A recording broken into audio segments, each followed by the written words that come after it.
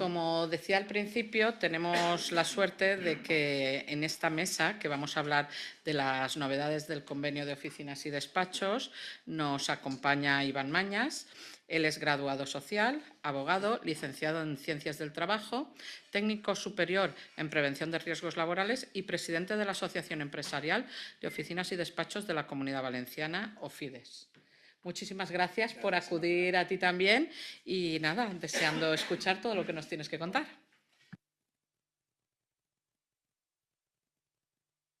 Aquí, vale. Buenas tardes a todos, muchísimas gracias por vuestra asistencia, gracias a Unión Profesional y también gracias, como no, a Cogiti y a los patrocinadores que pues nos han facilitado que podamos estar aquí hoy. Desde luego, esto ya hacía tiempo. Angélica, la anterior decana, ya estuvo detrás de mí porque forma parte integrante de OFIDES. Nosotros desde OFIDES lo que pretendemos, sobre todo, es que darnos a conocer, que sepáis quiénes somos los que estamos, de alguna manera, negociando por la parte empresarial el convenio colectivo de oficinas y despachos que afecta de forma directa a los colegios profesionales y también afecta de forma directa, aparte de las entidades, a muchas empresas del sector. Y, desde luego, no es que sea muy novedoso porque el convenio ya está y es de aplicación desde el 2024, pero sí que sería muy interesante, desde luego, el que todos vosotros tuvierais en cuenta y pudierais, de alguna manera, también hacerme llegar todas aquellas necesidades y todas aquellas cuestiones particulares que pudiéramos nosotros ir integrando en futuras negociaciones. Si esto, en breve vamos a empezar ya a negociar el futuro convenio colectivo de oficinas y despachos para los años, en principio, 2027 y esperamos que sean por 3 años más. Y, desde luego, vamos a empezar un poco, voy a intentar daros unas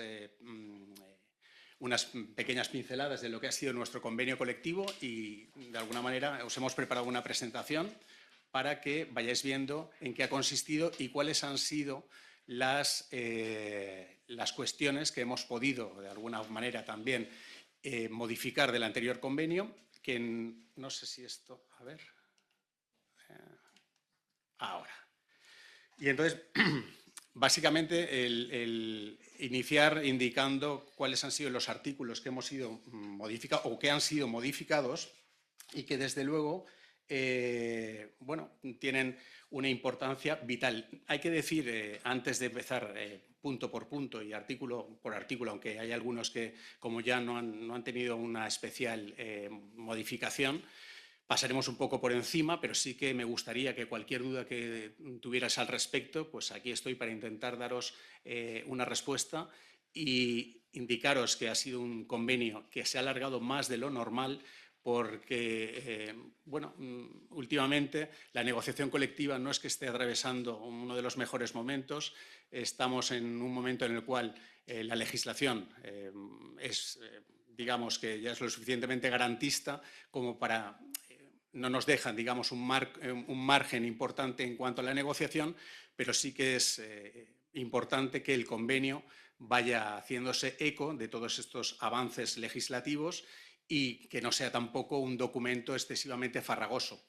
Que lo que intente el convenio sea intentar clarificar aquellas cuestiones que sean un poquito más complejas, siempre en aras o en búsqueda de los acuerdos y que el mismo no suponga una mayor conflictividad.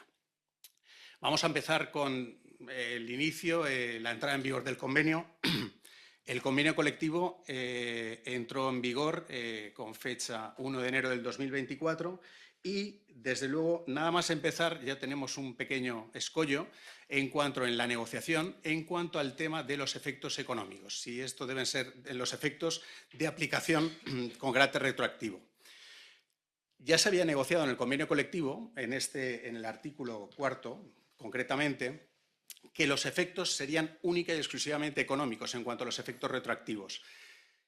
Da la casualidad que, por circunstancias, el término económicos en la regulación, en lo que es el boletín oficial que se publicó, pues se nos pasó realmente porque en ningún momento dentro de la negociación colectiva se especificaba que los efectos serían o que de alguna manera afectarían al resto de cuestiones como podría ser la jornada, los 2 días de permiso, etcétera, etcétera. ¿Esto qué quiere decir? Que nos dimos cuenta una vez ya estaba publicado. Y esto hay que reconocerlo y así es. En la negociación colectiva y encima en un convenio en el que ha sido bastante peleado, yo diría que de los más peleados que he tenido experiencia, yo llevo más o menos unos 25 años negociando, Ofides desde el año 95, yo llevaré desde el 2000, 2002, más o menos, y este ha sido el convenio colectivo más difícil precisamente porque nos enquistábamos en todos y cada uno de los artículos.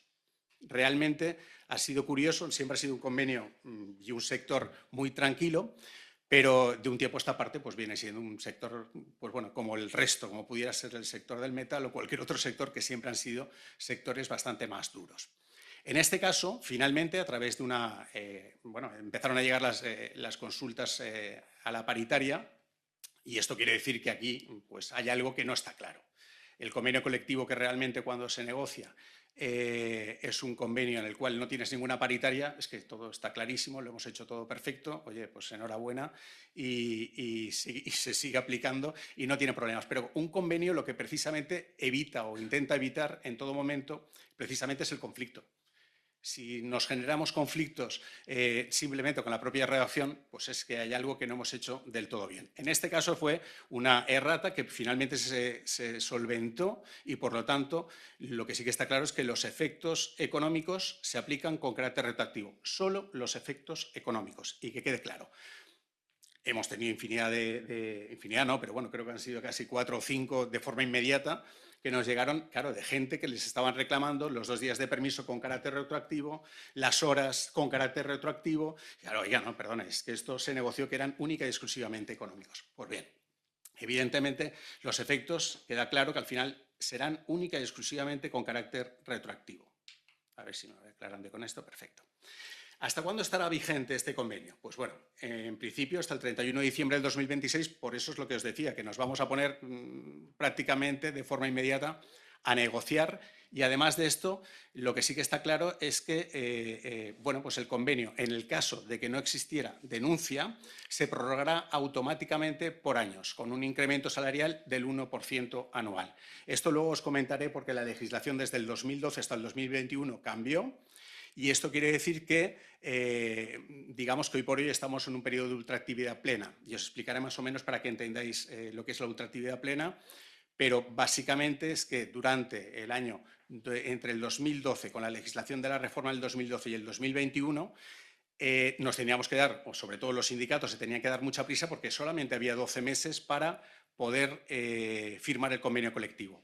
Y de no poder y de no firmar este convenio colectivo, decaían prácticamente, decaía el convenio. Y por lo tanto, la solución que se planteaba era, dado que había un fin de ultraactividad, era o bien una aplicación de un convenio superior, y lo cual, si había convenio superior, se aplicaba y no había problema, pero si no teníamos un convenio superior, lo que se realizaba era se buscó una solución en este sentido y era la contractualización de lo que eran las cláusulas, bueno, lo que era el contrato de trabajo del propio trabajador. Quiero decir con ello que las circunstancias que tenía el trabajador en ese momento, lo que sí que se hacían era contractualizarlas. Esto era una solución que había tomado el Supremo para que de alguna manera pudieran, cuando caducaba el convenio colectivo, no perdieran los derechos de los trabajadores. Posteriormente se solventó con el Real Decreto 32 del año 2021, indicando que volvían otra vez de nuevo a la ultraactividad plena. ¿Y esto qué quiere decir? Que tiene una prórroga automática. Si se denuncia antes de la vigencia, en este caso, que la denuncia del convenio colectivo sería antes del 31 de octubre, lo que sí que ocurriría con todo ello es que 2 meses antes de finalizar la vigencia, perdón, que es el 31, la fecha límite sería el 31 de octubre, las partes nos vemos obligados a tener que, de alguna manera, sentarnos a negociar el convenio. ¿De acuerdo? Si no hay denuncia, lo que se haría es que las tablas salariales que tenemos hasta el momento se se incrementarían en un 1%. Lo lógico es que el convenio colectivo evidentemente acabe siendo denunciado. ¿Por qué? Porque la mayoría, sobre todo los sindicatos, la parte social, tiene un claro interés de que se vuelvan a negociar los salarios para incrementarlos, no solamente las cláusulas que son normativas y obligacionales. También en el nuevo convenio se estableció que existiría una comisión negociadora precisamente para fomentar la denuncia del convenio colectivo. En este sentido, ¿qué ocurre si pasa un año desde la denuncia y no hay acuerdo? Pues bueno, si pasa un año de la denuncia y no hay acuerdo, se establece un sistema de mediación y arbitraje. Este sistema de mediación y arbitraje, la mediación, que es un proceso de diálogo asistido por un tercero, neutral para facilitar acuerdo entre las partes, o el arbitraje, que es un procedimiento vinculante donde un árbitro o tribunal arbitral dicta una resolución definitiva, es una solución que cualquiera de las partes puede acudir. Lo normal es que el convenio colectivo pues empieza a negociar una vez es denunciado y en no más allá de 6 meses tengamos ya un resultado. Lo que nos ha ocurrido en el anterior convenio colectivo es que nos hemos enfrascado en la mayoría de los artículos precisamente porque las partes estaban muy distantes, ¿no? Y no podíamos encontrar una solución, que es lo que normalmente, ya os digo, podemos estar 6 meses, entre 6 meses y un año. En este caso nos hemos ido prácticamente a los 2 años para poder tener una solución o poder tener el convenio colectivo. Una vez visto esto, os indico directamente también que cambian.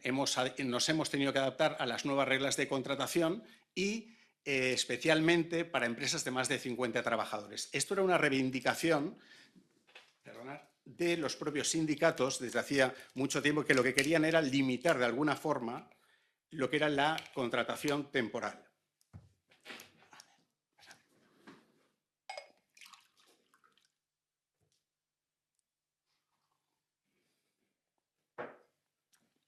Por lo tanto, para las empresas de más de 50 trabajadores hemos tenido que adaptarlo y hay una exigencia formal de que el 80% de los contratos, en este caso indefinidos o fijos, deben ser indefinidos o fijos discontinuos. Y únicamente se establece un margen para contratos temporales del 20%. Esto es exclusivamente para las empresas de más de 50 trabajadores, no para el resto de empresas del sector.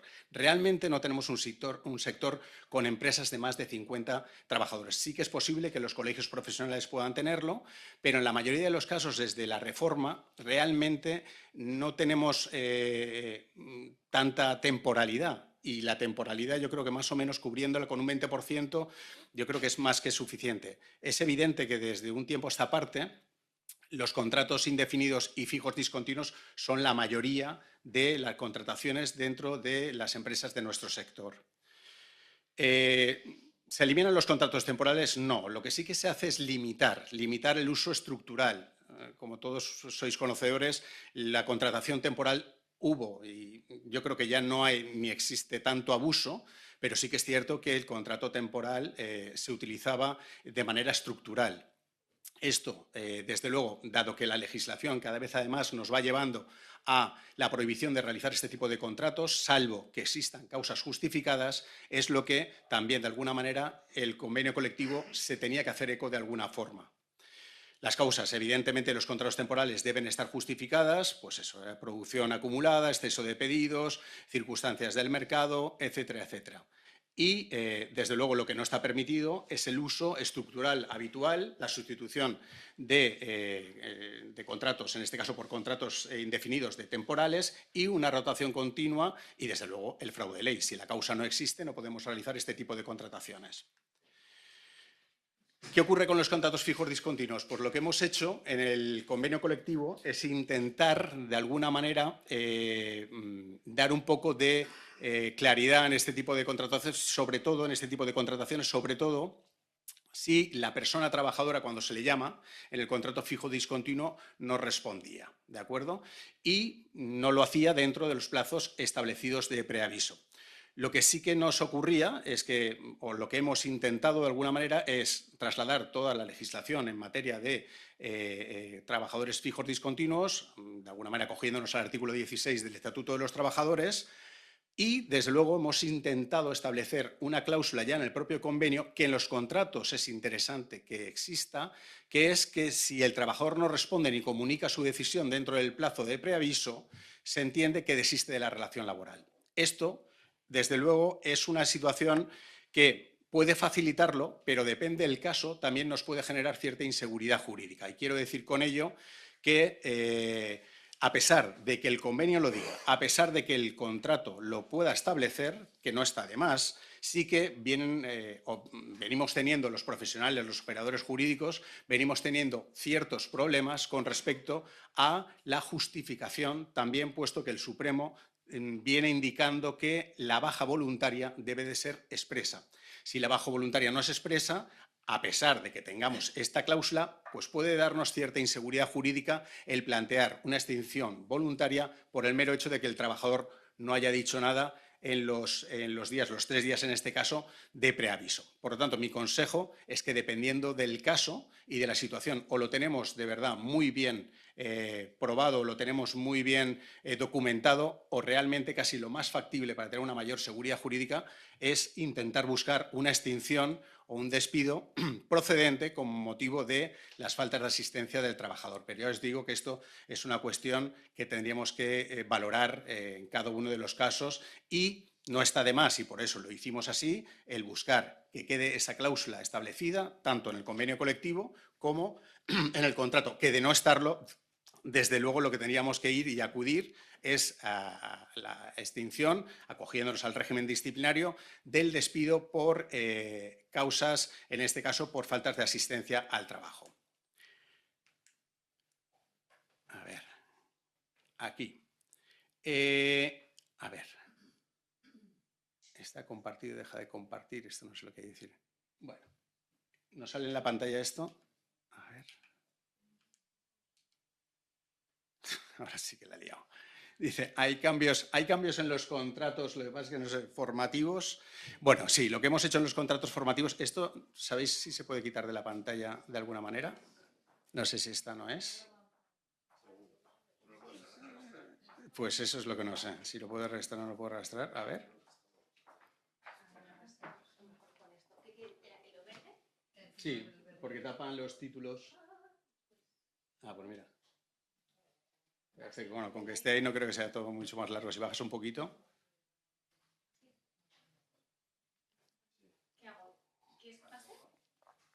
Si quieres bajarlo un poco para estar un poquito más.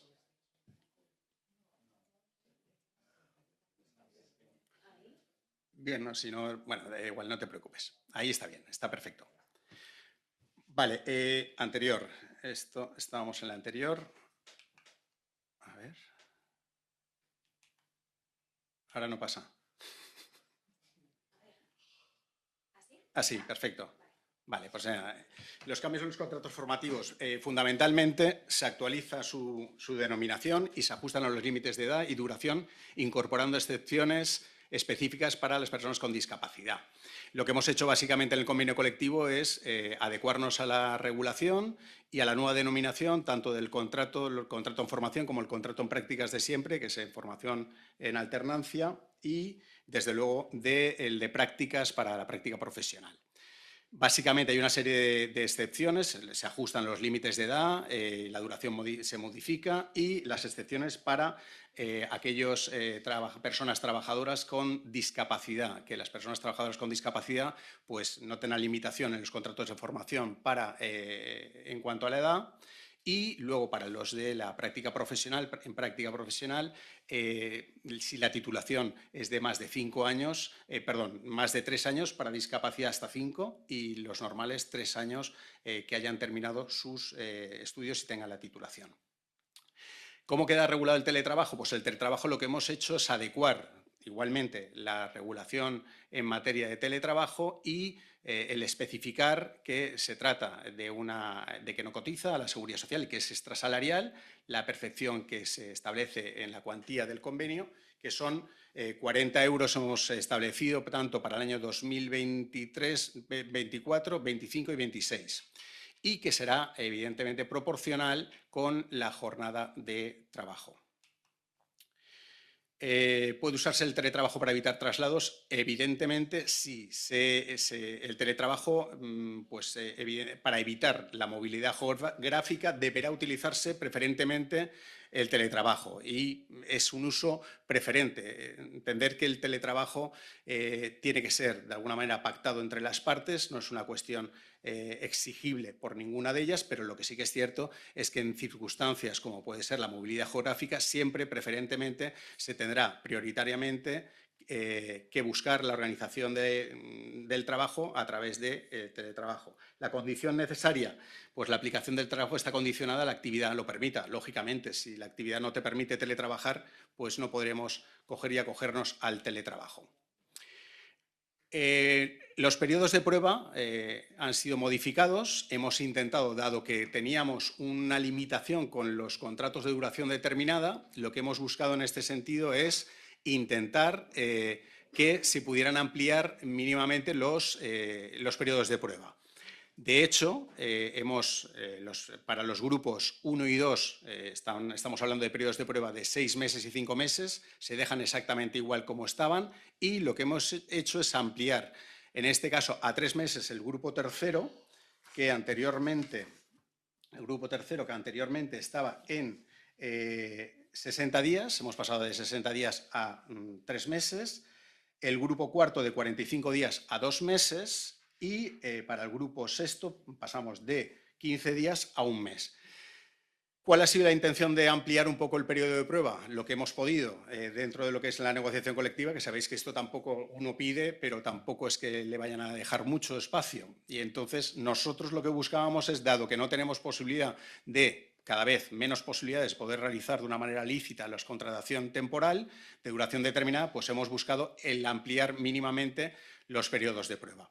Esto con la nueva negociación no sabemos exactamente cómo quedará, pero desde luego intentaremos pues, ser un poco, dado que ha sido un pequeño logro, cosa rara en este sentido, porque la negociación, siempre estamos valorando que la negociación por la parte empresarial pues no es como cualquier otra negociación en la que las dos partes, uno baja su pretensión, el otro la sube y se encuentra, sino que en este caso siempre vamos un poco detrás. Pero bueno, hemos intentado y en algunas cosas sí que hemos conseguido, como por ejemplo en el periodo de prueba, el conseguir arañar un poco más para que la organización de la empresa sea un poco más fácil en este sentido. Los plazos de preaviso, esto también ha sido, entiendo, un logro bastante interesante, sobre todo de cara a lo que supone que se ha ampliado a 30 días en vez de 15 días lo que es el preaviso de los grupos 3, 4, 5 y 6. Esta ampliación es importante no solo por esto, sino porque también va a afectar de forma directa cuando el trabajador solicite una excedencia voluntaria. La excedencia voluntaria, lo que ocurría antes es que no había ningún tipo de regulación en el convenio del 21 al 23, no se exigía preaviso. ¿Y qué es lo que ocurría? Cuando una persona quería marcharse voluntariamente de la empresa, lo que hacía es pedir una excedencia voluntaria. De esta forma, como no tenía ningún tipo de necesidad de preaviso, porque sabéis que el preaviso, si no se cumple, luego la empresa puede exigirle de alguna manera una penalización por esos días que no ha preavisado, pues lo que nos ocurría en este sentido es que la mayoría de la gente se quería marchar voluntariamente, pedía una excedencia voluntaria, desaparecía en este caso la obligación que tenía, porque con la excedencia voluntaria no tenía obligación de preaviso, y lo que ocurría con ello es que, bueno, pues se quedaba un poco el empresario sin poder organizar la empresa porque se quedaba compuesto realmente y sin poder hacer nada al respecto. Entonces, esto sí que se ha conseguido y hemos conseguido que los plazos de preaviso, o en este caso el caso de cese, ¿vale?, del trabajador tenga que preavisar, y de no avisar, evidentemente, podría el empresario exigirle una penalización por tal motivo. Por lo tanto, conseguimos ventajas para la empresa y una homogeneidad, en este caso, en la unificación de criterios. Dime.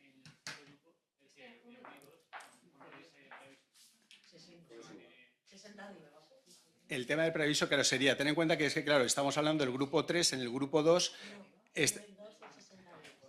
60 días. Claro, 60 días. Vale. En cuanto al tema del artículo 26, fundamentalmente lo que hemos hecho es hacer una transposición directa de lo que es la propia norma en cuanto a lo que es la conciliación y la vida familiar y laboral. Realmente en todo esto lo que hacemos es trasponer el Real Decreto 5/2023 y adaptamos directamente. El convenio lo que hace es adaptar, coger la norma. Esto es algo que siempre hemos discutido con los sindicatos, porque realmente aquellas normas que son de derecho necesario, pues para eso ya está de alguna manera la propia legislación, ¿vale? Pero tampoco está de más. Al final era una cuestión de enquistamiento, de decir, bueno, pues se hace, yo siempre he valorado decir, oye, vamos a hacer una pequeña mención a la norma y así tenemos directamente, podéis ir a consultarla y de esta forma no hace falta que tengamos luego un convenio colectivo que sea tan grueso, ¿no?, en volumen, y que la gente a lo mejor pueda perderse en ello. No, tenemos que hacer una traslación directa. Bueno, pues bueno, tampoco hay mayor problema. Lo que sí que está claro es que en este sentido, en cuanto al tema de los permisos y la conciliación en la vida familiar, pues bueno, tenemos un artículo 26 que ocupa 4 o 5 folios o más, pero desde luego en cada uno de ellos nosotros lo que sí que hemos querido es departamentarlo para que esté lo más claro posible.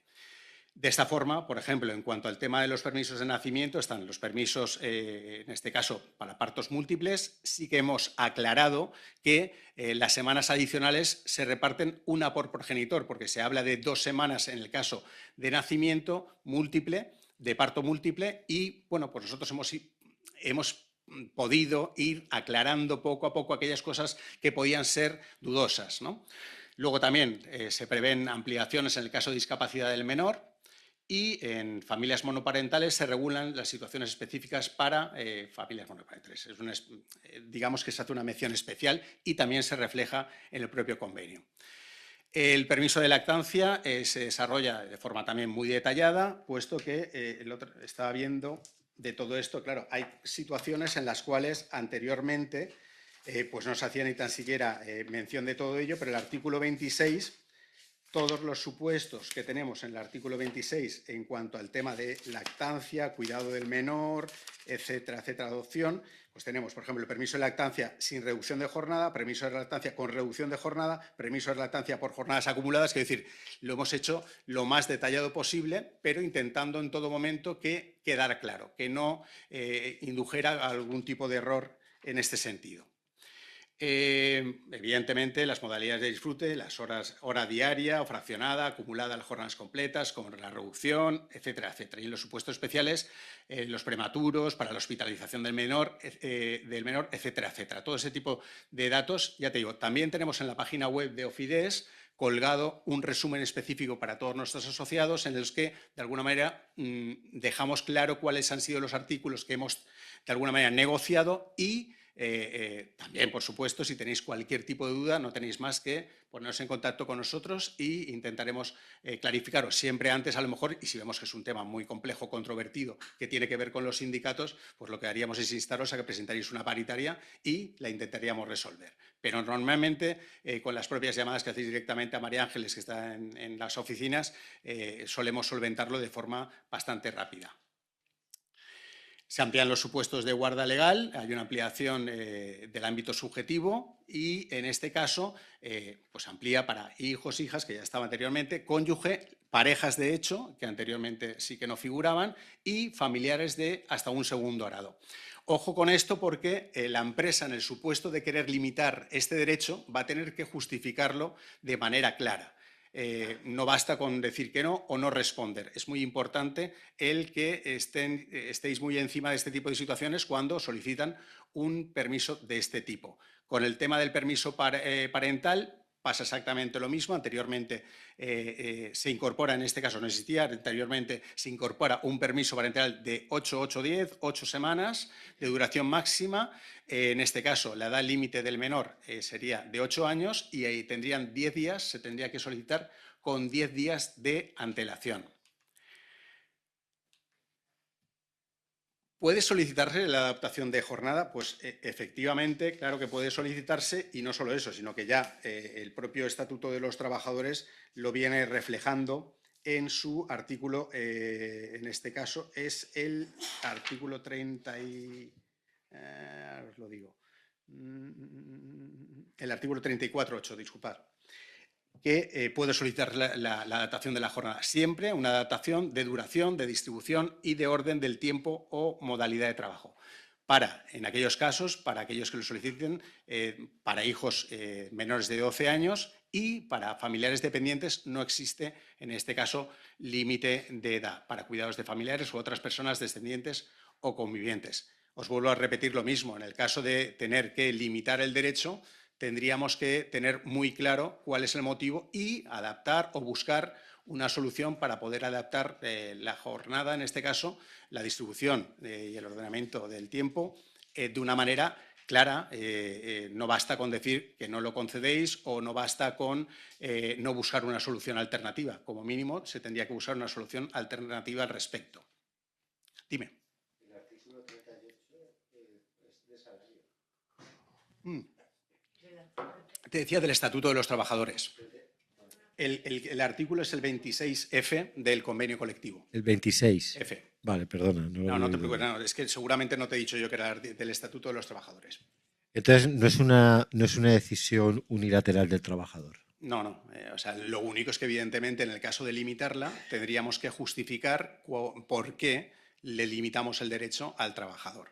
Esto es bastante importante porque la gente se cree que únicamente pueden tener derecho a una reducción de jornada cuando están en esas situaciones. Esto no es así. Quiero decirte, se puede adaptar, en este caso, esa jornada, se puede coger y adaptar el horario como consecuencia de que están en esa situación. Pues sí, deberíamos hacerlo y sí que es cierto que lo que tendríamos que tener es preparada una argumentación sólida para decir que no. Y una argumentación puede ser también una discriminación en el resto de los trabajadores, ¿no? Por ejemplo. Realmente lo que pasa es que es eso, teníamos que estar al caso concreto, pero podría ser decir, oiga, mire, es que realmente si yo le concedo esto a usted, vamos a tener un problema porque resulta ser que en el turno de tarde esta otra compañera, quiero decirte, habría que entrar directamente en el caso, pero sí, podría ser una argumentación, ¿cómo no? ¿De acuerdo? En cuanto el tema de la jornada, pues se ha modificado en este caso también. Ahora tenemos una jornada anual de 1.750 horas, lo que es más o menos unas 37 horas y media. Semanales, estaríamos hablando de 7 horas y media diarias, dependiendo, y se ha clarificado el tema de los festivos con respecto al 24 y el 31 de diciembre, la tarde del 5 de enero y la tarde del 18 de marzo. Son los nuevos, digamos, festivos. Y como permiso no retribuido se podría solicitar el 17 y la mañana del 18 de marzo. Puede disfrutarse como permiso no retribuido. Y como permiso con permiso de un mes límite organizativo del empresa. Bueno, sí que la empresa, en este caso, si hay permisos de más del 50% del 50% de los empleados lo solicitasen, pues bueno, evidentemente también podríamos limitar el derecho en ese sentido. ¿De acuerdo? ¿Tenéis alguna duda? Sí, pero bueno, lo que pasa es que se han puesto nuevos festivos. Los festivos sí que están. Lo que sí que no estaba claro, a lo mejor era lo de la tarde del día 5 de enero y el 18 de marzo. Pero la redacción de cómo estaba, lo que pasa es que inducía y de alguna manera ahora en el nuevo convenio lo hemos dejado un poco más claro. Pone nuevos festivos, pero no que sean nuevos festivos. Es decir, tienes toda la razón, es así. ¿Vale? Lo que sí que ocurre con todo ello es que el día 17 y la mañana del 18 de marzo, ¿vale? Sí que entonces tendría que pedirlo como permiso no retribuido. ¿De acuerdo? Esa es la novedad. Importante es el permiso no retribuido. No sé si se da el caso, pero bueno, también era una de las reivindicaciones de la parte social con respecto al tema de la retribución de las horas nocturnas como horas extraordinarias, el que fueran, en este caso, un incremento sobre la hora ordinaria de un 100%, y la segunda opción en este caso, que es la compensación, en vez de la retribución, la compensación de 2 por 1. ¿De acuerdo? 2 horas de descanso por cada hora de trabajar. Realmente son cuestiones que yo creo que en nuestro sector es que no se dan, pero bueno, no está de más, los sindicatos se empecinaron en que realmente tenía que ser así y bueno, por nuestra parte tampoco tuvimos que hacer, pues bueno, bien, de acuerdo, pues si hay una situación de ese tipo, no me parece para una persona que está trabajando esas horas, desde luego ya puede estar haciendo rentas, pero por lo menos que se le retribuya como corresponde. Se establece un capítulo, en este caso, que es el capítulo 12, con respecto al tema de cuáles van a ser el permiso de los 4 días famoso de permiso retribuido de 4 días en supuestos de emergencia, catástrofes, etcétera, etcétera. Es un tema bastante polémico. Evidentemente, nosotros no podíamos dejar de acogerlo, máxime por la situación en la que pues estamos, las danas, la climatología cada vez es más adversa, tenemos situaciones de estas cada 2 por 3, pero tenemos un problema bastante serio con todo esto y es con respecto a la justificación. A la justificación no solo por parte de los trabajadores, sino también en cuanto a que las empresas, que en este sentido, pues desde luego lo que quieren es tener seguridad jurídica, está claro que tenemos que tener que hay un permiso retribuido, pero ¿y la justificación? ¿Cómo podemos justificarlo esto? Aquí cuando hay una alerta roja, realmente, pues oiga, si la gente tiene todo el derecho del mundo, si cree además que puede entrar o puede peligrar su integridad física, pues lo más normal es que se quede en casa. Además, ahora tiene este permiso. Pero lo que sí que no deja la norma de lado es que, desde luego, el artículo 37.3g del Estatuto debe ser justificada de alguna manera. Yo me he encontrado en casos y he tenido inspecciones de trabajo, no exactamente de nuestro sector de oficinas y despachos, pero sí nos estamos encontrando que la inspección de trabajo basta con que exista una emergencia, sea naranja o en este caso roja, para que el trabajador pueda decidir quedarse en casa con un permiso retribuido. Claro, el estatuto viene diciendo que debe de ser justificado y esto de la justificación, claro, yo por ejemplo teníamos una empresa que era el caso, que estaba en este caso en Tabernes y los trabajadores de Cullera pues evidentemente no podían acceder porque el río Júcar a ver quién lo cruzaba, ¿no? Lógicamente, pues es que no hace falta ni mucha justificación, se ve de manera clara que el trabajador no ha podido acudir, pero los propios del pueblo pues no llovía, no caía una gota y entonces hubo casi más de un 80% de la plantilla que acudió, pero hubo un 10% que no acudieron, de manera más o menos justificada, porque vivían en una zona, evidentemente, que tenían que atravesar carreteras que eran inundables, y estaba clara, pero los que vivían prácticamente a escasos 200 metros no tenían ningún tipo de justificación. Pues bien, la Inspección del Trabajo lo que nos dijo es que, evidentemente, el plan de emergencia debía de contemplarlo. En nuestro plan de emergencia se contemplaba el que realmente cuando existiera una situación grave, pues que no se acudiera de manera responsable. La empresa envió distintos mensajes y al final la Inspección de Trabajo lo que vino es con una decisión total y absolutamente salomónica. Todos igual. Quiero decirte, aquí para todos el permiso retribuido, independientemente de lo que forzó la empresa de manera voluntaria a tener que pagar reservas extraordinarias a aquel 80% de la plantilla que acudió a trabajar. ¿Con ello qué quiero decir? Que realmente, en este sentido, sería mucho más fácil decir, mire, oiga, cuando hay emergencia, todo el mundo se queda en casa y lo retribuyen y ya está. No tiene usted que justificar ni dejen de justificar. Hay una emergencia para toda la zona.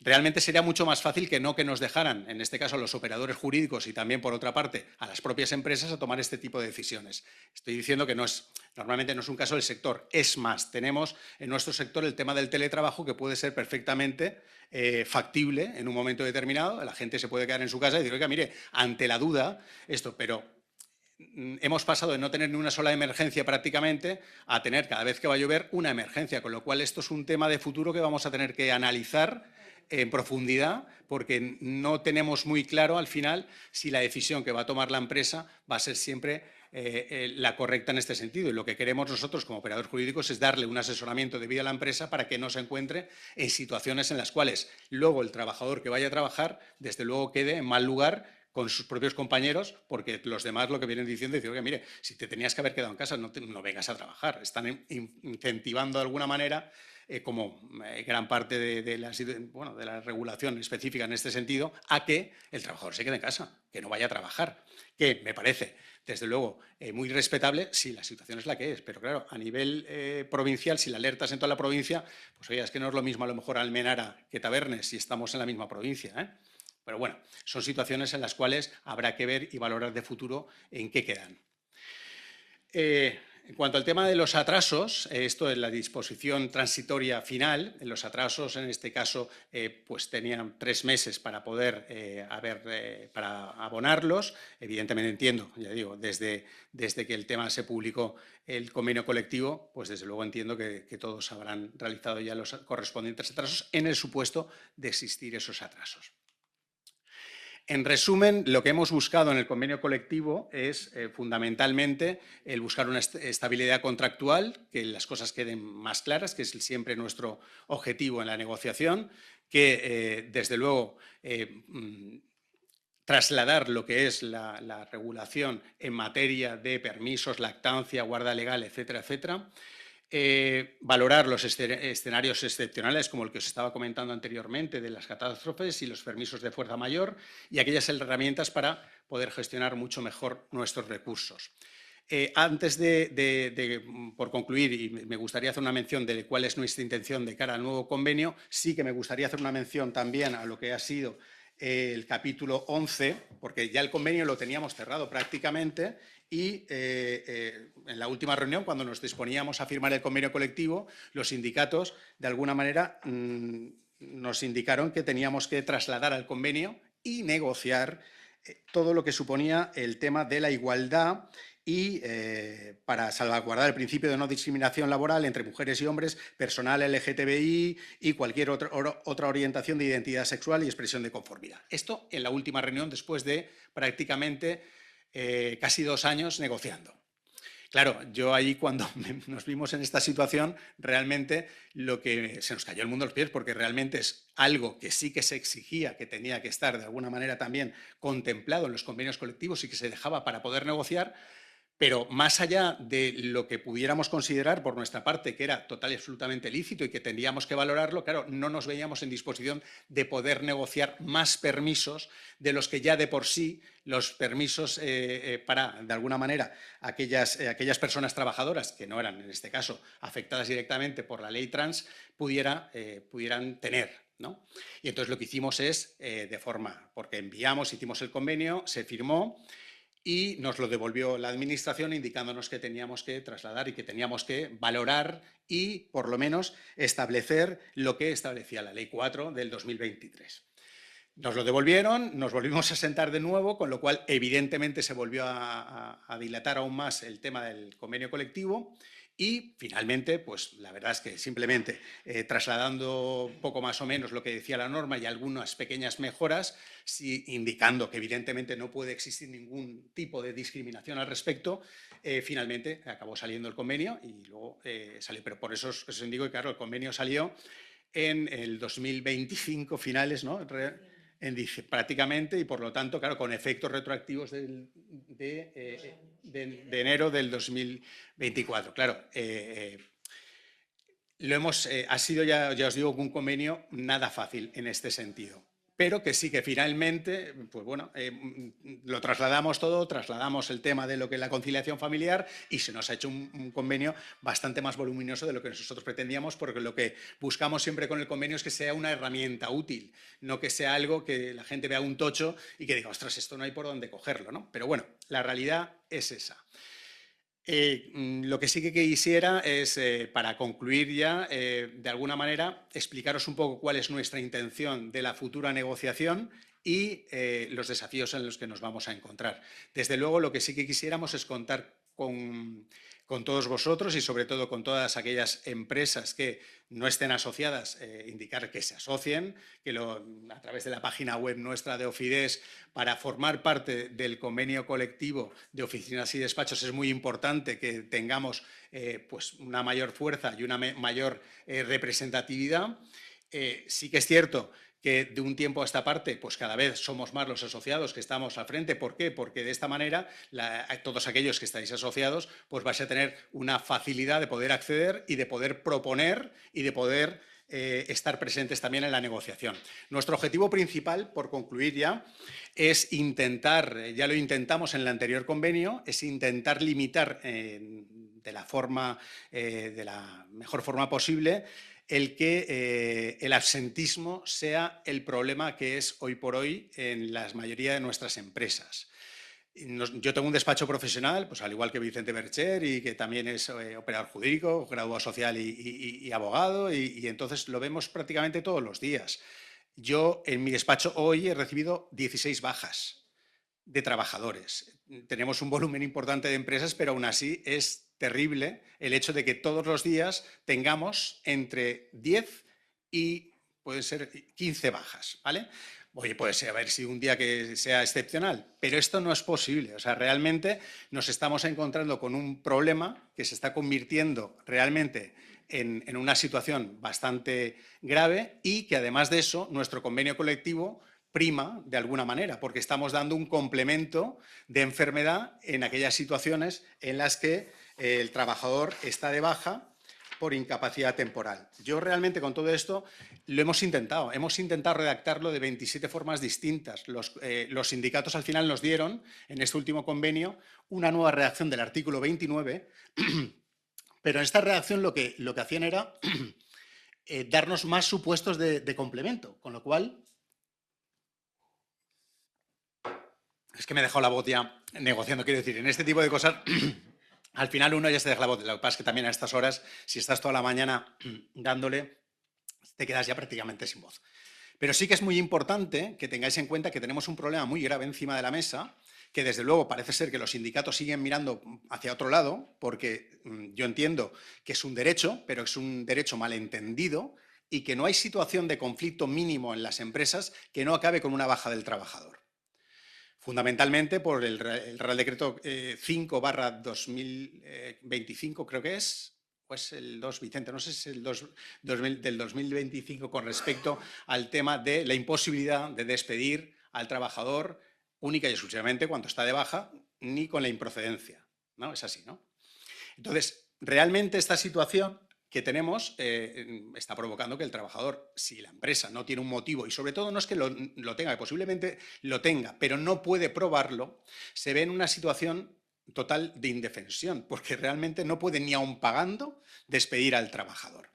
Y esto es un problema que deberíamos de solucionar como mínimo para no tener que complementar esa situación. Nosotros pudimos, en la negociación, y está aquí Marga, que estuvo presente en todo ello también, limitar a 12 meses, porque anteriormente no existía ni esa limitación.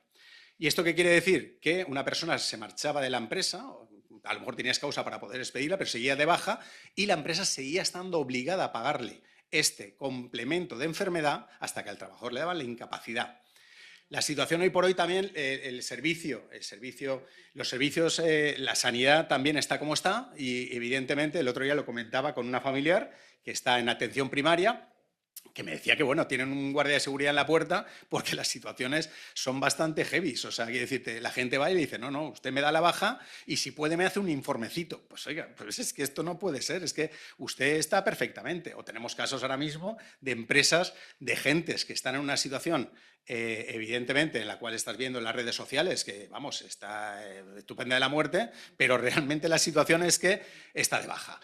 Esto, desde luego, es un poco lo de Pedro y el Lobo, porque sí que hay gente, desde luego, que hay que ampararla y hay que, desde luego, estar en su situación y acompañarla. Y la empresa debería acompañar una situación de una enfermedad, porque vemos que, evidentemente, pues la persona que ha hecho por ti, y evidentemente sin empresas no hay trabajadores y sin trabajadores no hay empresas, que esto es algo que hay que tener bien claro, pues hombre, hay que acompañarlos. Pero en los casos en los que yo me estoy encontrando hoy por hoy diariamente, y a lo mejor no queda políticamente muy correcto, pues es que en la mayoría de los casos tenemos situaciones en las que el trabajador está de alguna manera haciendo uso de esta situación para tener una posición de fuerza, para negociar. Y al final siempre se suele negociar porque se suele el tema solventar con una cuestión económica. Por lo tanto, nuestro objetivo, y no sé si nos enrocaremos o no nos enrocaremos, desde luego si alguien en la sala tiene la varita mágica o sabe cómo poder plantear esto sin que suponga a lo mejor primar la productividad, porque esto el Supremo ya dijo que evidentemente era discriminatorio, sí que sería interesante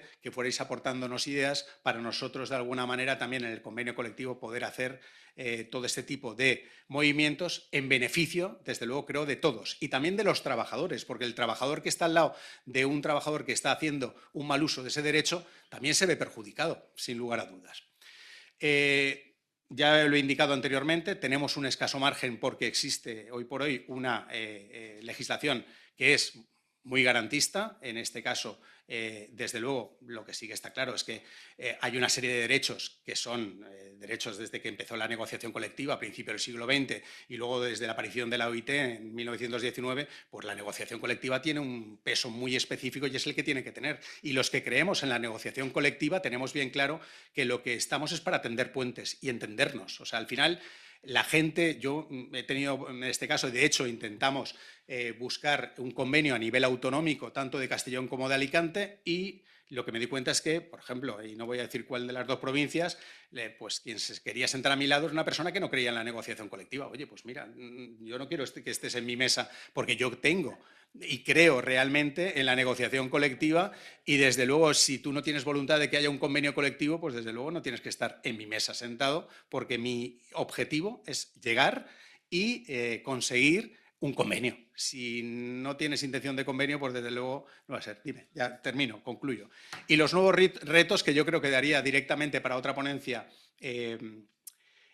al respecto es pues, la inteligencia artificial. O sea, yo creo que en casi todos los despachos, hoy por hoy, el tema de la inteligencia artificial está al orden del día, y si quien no trabaja con una, trabaja con dos e incluso hasta con tres, y si no le preguntamos qué es lo que nos pasa en vez de ir al médico y cosas de este tipo. Yo creo que al final habrá que poner cierto coto a todo esto, pero desde luego la negociación colectiva tiene que estar muy al tanto de estos avances y desde luego tiene que incorporarlos a la regulación del futuro convenio colectivo.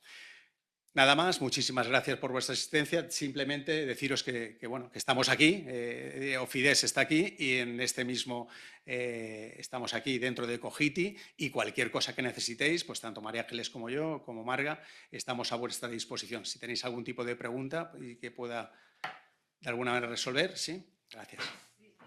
Dime. Vale. No, simplemente que no me ha quedado claro cuando has hablado ¿cómo se dice?, del teletrabajo. Te he escuchado decir algo de 40 euros, no me ha quedado claro.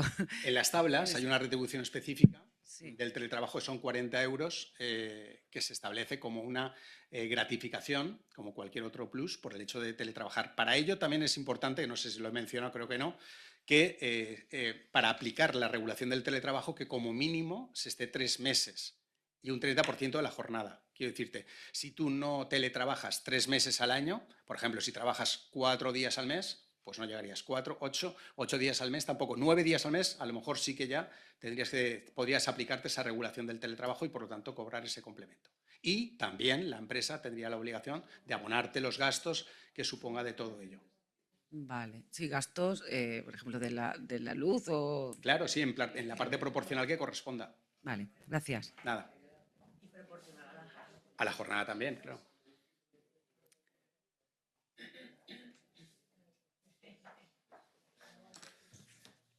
Eso es trampa, Vicente. Esto no puede ser. Cuéntanos. Iván, que nada, oye, encantado de escucharte, un gusto.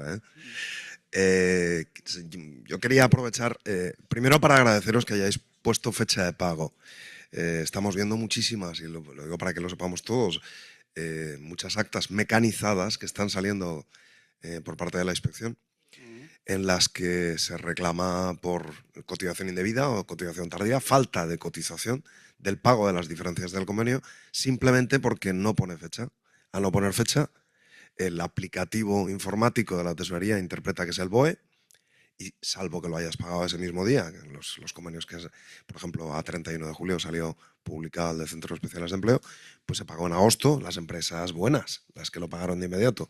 Y todas han salido con resoluciones de estas mecanizadas de tesorería que, por ejemplo, te hacen perder todas las bonificaciones de la empresa.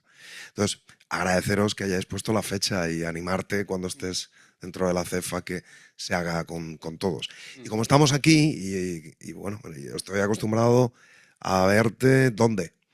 Pues con sindicatos o con la patronal. Nosotros también vamos ahí. Pero aquí estamos entre colegios.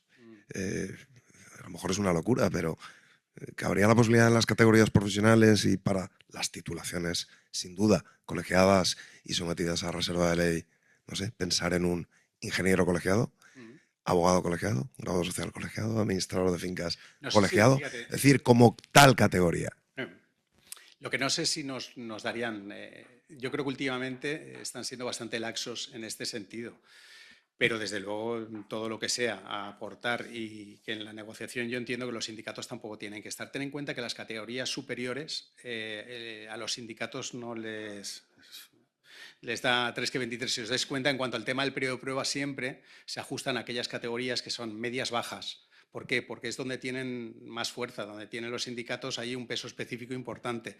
Al colegiado o no colegiado profesional en este sentido, desde luego yo creo que nos representan. Pasa un poco con los médicos, ¿no? Que contestan ahora con el tema del convenio marco bastante fastidiados con todo ello. ¿Pero por qué? Porque quien negocia o quien ha negociado, pues evidentemente no son ellos.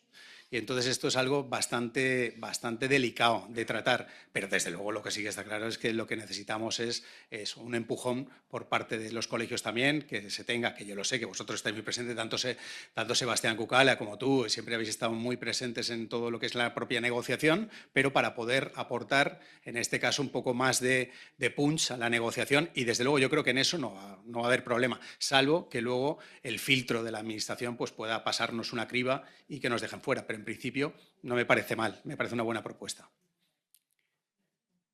¿Alguna pregunta más? ¿No? Pues nada, pues muchísimas gracias a todos vosotros por vuestra presencia.